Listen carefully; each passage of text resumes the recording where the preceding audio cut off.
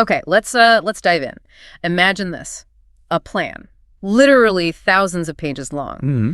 And it's designed to basically overhaul the entire U.S. federal government, starting potentially as soon as 2025. It's quite something, the sheer scope of it. We're not talking minor adjustments here. Oh, exactly. That- This thing aims to touch, well, pretty much every part of how Washington operates. It's called Project 2025. Put together by the Heritage Foundation. A really detailed blueprint. Right. And in this deep dive, we want to unpack what it is, obviously, but also look at this other layer. This connection people are drawing. Yeah, connections some are making to, believe it or not, biblical prophecy, specifically parts of the book of Revelation and also the writings of Ellen G. White. Which is, a fascinating juxtaposition, a modern political plan and these, well, ancient texts and historical interpretations. Definitely. So our goal here isn't to say this is prophecy unfolding. Not at all. No. It's more about providing a clear view of Project 2025's aims and then exploring how some people are seeing parallels with these specific end-time interpretations. Just laying out the different perspectives based on the source material, letting you, the listener, consider them. Exactly. Giving you the info to see the lines they're drawing. Okay, so Project 2025 itself, what's the elevator pitch? What are the core objectives? Or a really big one, maybe the central one, is this idea of dismantling the administrative state. You hear that phrase a lot. Right. Sounds dramatic. What does it actually mean in practice? It basically means shifting power away from career civil servants, the permanent bureaucracy, and towards political appointees. Okay, so people brought in by the president's team rather than the long-term government employees. Precisely. The thinking is that this makes the government more responsive, more directly accountable to the president's agenda. Less inertia, perhaps? Accountability versus maybe institutional knowledge or independence. That's the tension, yeah. It leads directly into another main goal.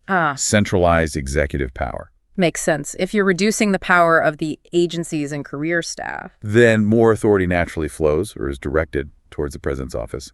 The White House gets more direct control over how agencies operate. Gotcha. Unified top-down approach. Where do they see applying this most strongly? Any key areas? Oh, definitely.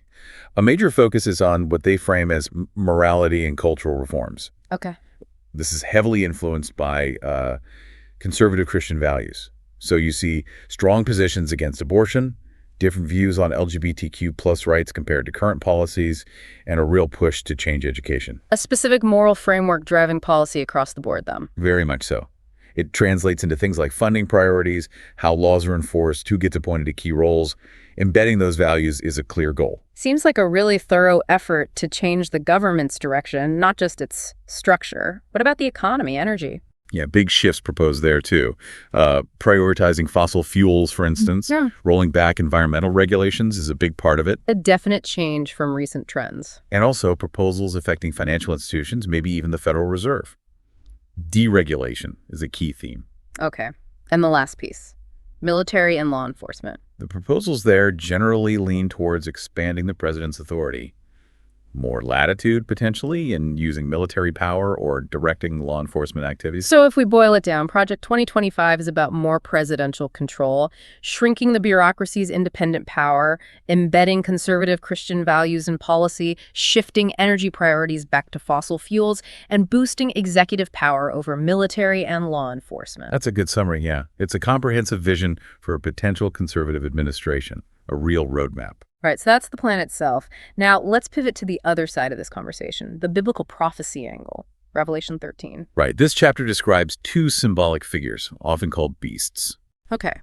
How are they typically understood, especially in, say, the Adventist interpretation we're looking at? Well, the first beast, the one from the sea.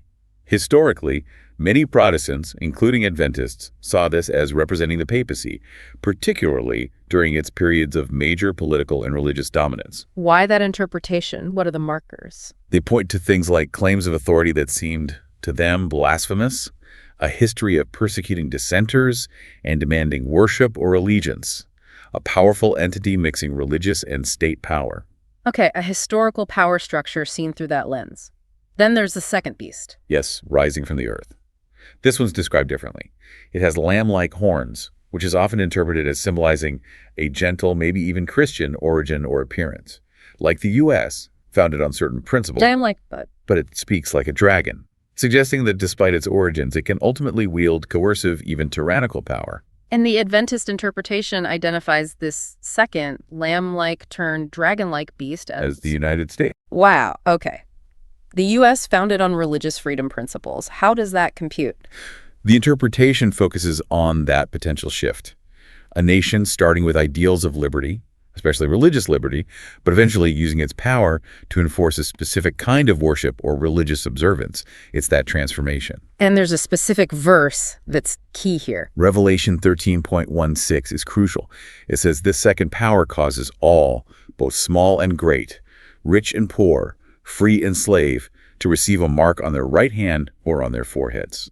The mark of the beast. That sounds ominous, like forced allegiance. That's exactly how it's often interpreted within this framework, a symbol of enforced compliance with a religious law that conflicts with God's law as they see it. Okay, hold that thought. Let's quickly look at Revelation 14, too, the three angels' messages. Yeah, seen as God's final warning or appeal to the world before the end. Very significant. What are they, briefly? The first calls people back to worshiping the Creator God. The second announces the fall of Babylon, understood symbolically as fallen or apostate religious systems that have compromised with the world. Systems that have maybe merged church and state power? That's often part of the interpretation, yes. And the third angel gives that stark warning against receiving the mark of the beast or worshiping the beast's image. Warning of dire consequences. Extremely serious consequences, yes. Okay. So we have Project 2025, detailed policy, restructuring government, and we have Revelation 13 and 14, symbolic beasts, warnings, a mark.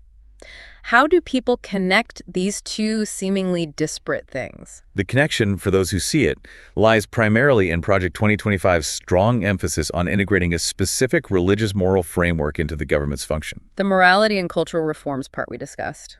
Exactly. They look at that and see a potential move towards the kind of church-state entanglement that Revelation warns about, symbolized by the first beast and the image the second beast promotes. The fear is the U.S., the second beast, using its governmental power to enforce religious conformity. So the religious liberty aspect is central, the fear that it gets eroded. Precisely. The loss of religious freedom is a core theme. When you look at Project 2025's push for what some call Christian nationalism, its focus on legislating morality based on one particular view, combined with the centralized executive control. Including over law enforcement and education? Right. Some argue this creates the infrastructure, the mechanism that could potentially be used down the line to enforce religious laws. Like the specific example often raised in Adventist circles. Sunday laws. Exactly. That's a key point in their eschatology.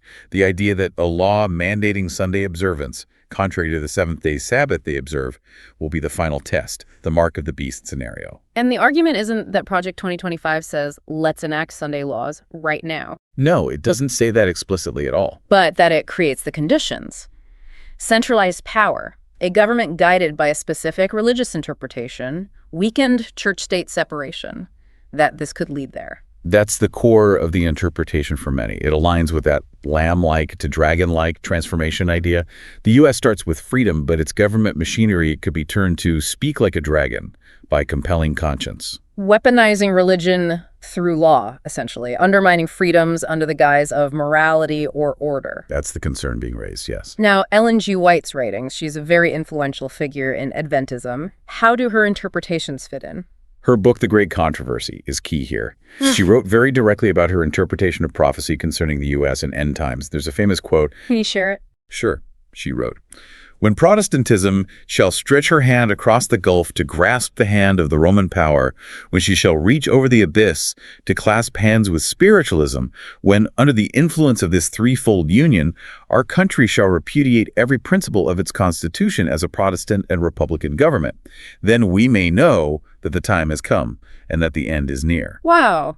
That's direct, linking religious alliances with the repudiation of U.S. constitutional principles. Very direct, and she highlighted specific signs she believed would precede the end. Like what? Like growing unity between Protestant denominations, and potentially with Catholicism, that reaching across the Gulf. Critically, the enactment of national Sunday laws. There it is again. Yes. Also, persecution of those who remain faithful to all of God's commandments, including the Sabbath. And this culminates in a final test of loyalty. God's law versus human-made religious laws. So how does Project 2025 get mapped onto those specific themes from Ellen White? Again, it's not usually argued that Project 2025 is the fulfillment, but that it represents steps towards the scenario she described.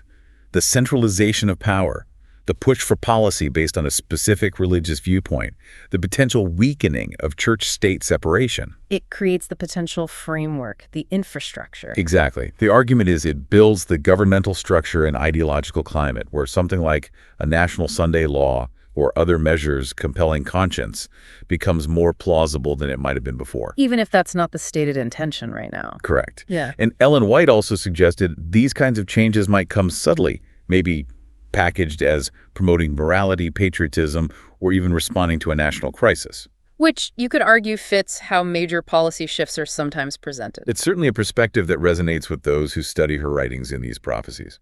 This is definitely a lot to think about. The intersection of a very concrete political plan with these deeply held theological interpretations. It absolutely is. And just to reiterate as we wrap up this deep dive, we've been exploring these connections as they are presented in the source materials and interpretations. We're not endorsing a specific viewpoint here, political or theological. Not at all. The aim was simply to lay out the details of Project 2025 and then explore how some people are interpreting it through the lens of Revelation and Ellen G. White's writings, to understand the parallels they see. So the final thought for you, the listener, is this. Considering this plan, Project 2025, and these prophetic interpretations we've discussed, what does it make you think about the ongoing dialogue around religion, politics, and liberty in the U.S. today? It's a complex picture. We really encourage you to look into the source materials yourself, do your own research, and come to your own informed conclusions. There's certainly plenty to consider.